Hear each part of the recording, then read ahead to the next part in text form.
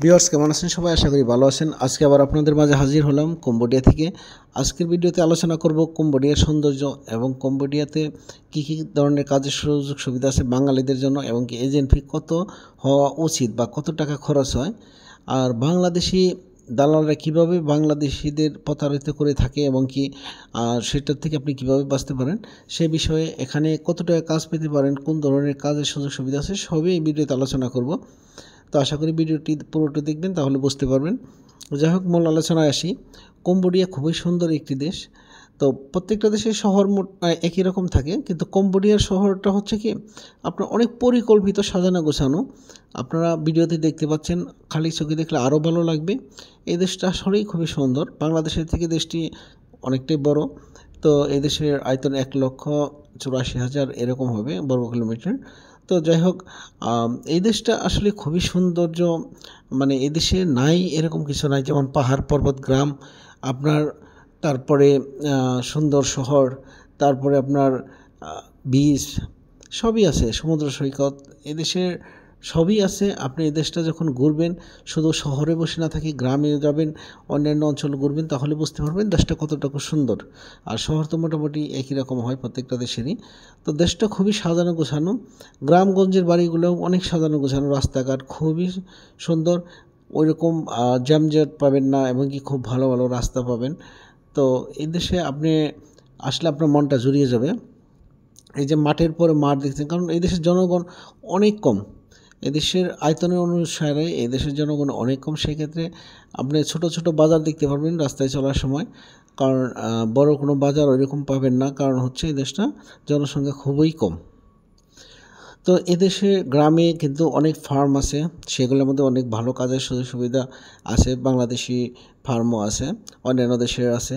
তো গরুর ফার্ম থেকে শুরু করে সব কিছু এখানে, অন্যান্য যে ফার্মগুলো আছে সবই হয়, সব কিছুই করা হয়।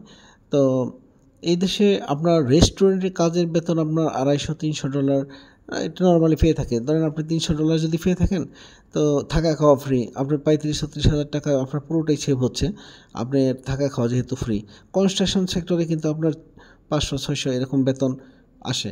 তো সেই ক্ষেত্রে আপনার কনস্ট্রাকশন সেক্টরের স্যালারি কিন্তু 60-70 হাজার বা আরও বেশি আপনি ইনকাম করতে পারেন ওভারটাইম সহকারে। তো অ্যাভারেজ দেশটাও কিন্তু ভালো, এবং কি এই দেশের ট্যুরিস্ট ভিসা ই ভিসায় এসে এখানে ভিসা কনভার্ট করার সুযোগ সুবিধা আছে। এখানে অবৈধ হওয়ার কোনো প্রয়োজন নেই। আর যেটা মালয়েশিয়াতে হওয়া যায় না, কিন্তু এখানে কিন্তু হওয়া যায়। তো মালয়েশিয়া তো মালয়েশিয়াই, তো সেটা ভিন্ন জিনিস। আর কম্বোডিয়া ইজ কম্বোডিয়া। তো সেক্ষেত্রে আমি কম্বোডিয়া আপনাদেরকে রেফার করি, যেহেতু যেভাবে এখানে আসা যায়। কিন্তু দালালরা দেখেন, এইটা মূলত ভিসা ফি, আপনার ভিসা করতে যে টাকা খরচ হয়, বর্তমানে এয়ারপোর্ট কন্ট্যাক্ট করা লাগে, না হলে এই দেশে আপনার 2 লাখ টাকাও লাগতো না আপনার এয়ার টিকিট সহকারে আসতে। আর এয়ার টিকিট ফেয়ারটাও একটু বেশি।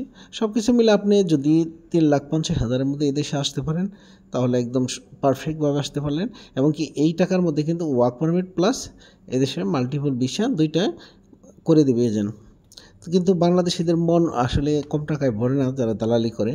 এখানে কিন্তু 3.5 লাখ টাকা নিলেও এদের লাভ থাকে, কিন্তু এরা সেটা মিনিমাম 4.5 লাখ বা আরও উপরে নিয়ে থাকে, 5 লাখ, 5.5 লাখও নিয়ে থাকে। তো আপনারা যার মাধ্যমে আসেন দেখবেন, ওই রকম নির্ভরযোগ্য যদি কোনো এজেন্সি পান, তাদের মাধ্যমে আসবেন। টাকার পরিমাণটা আপনি 4 লাখের মধ্যে সর্বোচ্চ সীমাবদ্ধ থাকার চেষ্টা করবেন, তাহলে ভালো হবে। আর এটাই অরিজিনাল প্রাইস, আপনার 3.5 লাখ একদম পারফেক্ট। তো এই দেশে আসার পর আরেকটা জিনিস খেয়াল করবেন, সেটা হলো এখানে নিয়ে আসার পরে দালালরা কিছু টাকা পায় আপনার, যেমন ক্যাসিনো বা স্কাম এই ধরনের কোম্পানিগুলোর কাছে আপনাকে চুক্তিবদ্ধভাবে, যেমন 1 বছর বা 6 মাসের জন্য আপনাকে তারা দিয়ে থাকে সাপ্লাই। তো সেই ক্ষেত্রে দেখা যায় যে আপনি ওই এজেন্ট, যে এজেন্ট ওইখানে দিবে ইন্ট্রোডিউস করে বা ওইখানে আপনাকে চুক্তিবদ্ধ করে দিবে, সে একটা অ্যামাউন্ট পাবে। সেটা 1,000 হোক, 2,000 হোক, $3,000 এরকম US ডলার। তো সেই ক্ষেত্রে এরা এই লোকটা সামলাতে পারে না। এইভাবে যখন দেয়, ওই লোকটা যখন 2 মাস 4 মাস কাজ করার পর ওখানে না করতে চায়, তখন কিন্তু ওই কোম্পানিগুলা তখন ছাড়তে চায় না। কেন ছাড়তে চায় না? কারণ আপনার পিছিয়ে সে এত টাকা খরচ করছে, আপনার ওয়ার্ক পারমিট ভিসা করে দিয়েছে, আপনার মাল্টিপল এন্ট্রি ভিসা করে দিয়েছে, আপনার জন্য তারা পেমেন্ট করছে, এজেন্সিকে। তো কেন তারা আপনাকে এভাবে যেতে দেবে? তখন তারা বলে আমি যে টাকা দিয়েছি সে টাকাটা দিয়ে যাও। এভাবে বাংলাদেশিরা বিপদে পড়ে যায়। বাংলাদেশিদের কারণে আমার অন্য ভিডিওতে বিস্তারিত বলেছি, দেখতে পারেন।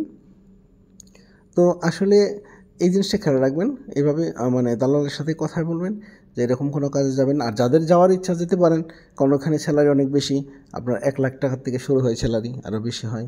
যারা কম্পিউটারের কাজ জানেন বা স্ক্যামের কাজ করতেছেন যেতে পারেন সেখানে। এখানে 6 মাসে যে টাকা 1 বছরে যা কামাবেন ওখানে 6 মাসে তা কামাতে পারবেন।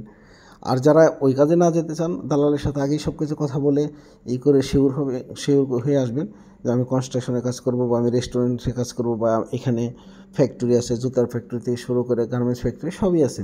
তো আপনি এগুলোর মধ্যে কাজ করতে পারেন। সেক্ষেত্রে স্যালারি আপনার ওই বললাম যেটা আপনার $300-400। তো সেক্ষেত্রে আপনার থাকাটা তো সব ক্ষেত্রে কনস্ট্রাকশন থেকে সব জায়গায় থাকার ব্যবস্থাটা কোম্পানি করে দেয়। তো আপনার সেক্ষেত্রে আপনার স্যালারি নর্মালি ধরুন 40,000 টাকা আপনার স্যালারি। তারপরে আপনার অনেক আরও বেশি পেয়ে থাকে। আর কনস্ট্রাকশন সেক্টরে তো 60-70 হাজার টাকা স্বাভাবিক, এটা পেয়ে থাকে মোটামুটি সবাই। তো এই দেশটা আপনারা আসতে পারেন। আর এই দেশটা আপনারা যারা ট্যুরিস্টে আসবেন শুধু নমপেন বা এরকম শহরে না থেকে গ্রামের অঞ্চলটাও একটু ঘুরবেন। সেনবি আছে, এই দিকে যাবেন, বিচ আছে এখানে। তো এই দেশটা অনেক সুন্দর, সেগুলো উপভোগ করতে পারবেন। তো ভিডিওটি ভালো লাগলে লাইক করবেন। ধন্যবাদ।